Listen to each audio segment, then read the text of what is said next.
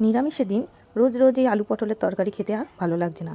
তো ভাবলাম একটু নিরামিষ পটল দোরমা বানাই। তো দেখুন, যেমন ভাবনা তেমনই কাজ। তার জন্য আমি প্রথমে পটলগুলোকে একটু চেঁচে নিয়েছি, গাগুলো খোসাগুলো সম্পূর্ণ ছাড়াইনি। তো পটলটাকে তারপরে আমি খুব ভালোভাবে ধুয়ে নিয়েছি। ধুয়ে নিয়ে একটা চামচের পেছন দিকটা দিয়ে পটলের থেকে পটলের বীজ আর শাঁসগুলোকে খুব ভালোভাবে বের করে একটা বাটিতে রেখে দিয়েছি। এদিকে একটা মিক্সার গ্রাইন্ডারের মধ্যে কিছুটা পোস্ত আর কাজু বাদাম নিয়ে প্রথমে ড্রাই রোস্ট করে তার মধ্যে একটু জল দিয়ে মিহি পেস্ট বানিয়ে নিয়েছিলাম। আর তারপরে দিয়েছিলাম ওই পটলের ভেতরে শাঁস আর বীজগুলোকে নিয়ে একটু পেস্ট বানিয়ে নিয়েছিলাম। এদিকে কড়াইয়ে তেল গরম করে তার মধ্যে সমস্ত পটলগুলো একসাথে দিয়ে একটু লবণ আর একটু হলুদ দিয়ে খুব ভালোভাবে আমি ভেজে নিয়েছিলাম। ভাজাটা খুব লাল করব না, এরকম ধরনের দেখে নিন। পটলগুলো এরকমভাবে ভেজে আমি একটা পাত্রে তুলে রেখে ঠান্ডা করতে দিয়েছিলাম।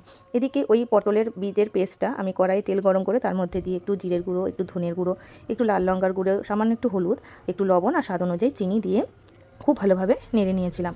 নাড়তে নাড়তে তার মধ্যে দিয়ে দিয়েছিলাম কিছুটা পনির গ্রেট করে। পনিরটা গ্রেট করে নিয়ে সমস্ত কিছু ভালোভাবে নাড়াচাড়া করে যতক্ষণ একটু টাইট হয়ে আসছে ততক্ষণ নাড়তে থাকলাম। তারপরে একটা বাটিতে নামিয়ে ঠান্ডা করে নিলাম। তারপরে সেই পুরটাকে পটলের মধ্যে এক এক করে ভরে রেখে দিয়েছিলাম। এদিকে কাজু আর পোস্ত বাটা পেস্টের সাথে একটু টক দই ফাটিয়ে নিয়েছিলাম। তারপরে কড়াইয়ে তেল গরম করে তাতে গোটা জিরে, গোটা গরম মশলা ফোড়ন দিয়ে দিয়েছিলাম টমেটো কুচি আর কাঁচা লঙ্কা কুচি। টমেটো কুচি আর কাঁচা লঙ্কা কুচিটাকে ভালোভাবে নাড়াচাড়া করে তার মধ্যে একে একে গুঁড়ো মশলা, স্বাদ অনুযায়ী লবণ আর একটু চিনি দিয়ে টমেটোটাকে কষিয়ে নিয়েছিলাম। টমেটোটা কষিয়ে নেওয়ার পর দিয়ে দিলাম ওই টক দই, পোস্ত আর কাজুর পেস্টটা। তারপরে আমি সমস্ত উপকরণ খুব ভালোভাবে নাড়াচাড়া করছিলাম। যেহেতু কাজু বাদাম তলায় লেগে যাচ্ছিলো, তাই জন্য মশলা ভাতটি ধোয়া একটু জল দিয়ে দিয়েছিলাম।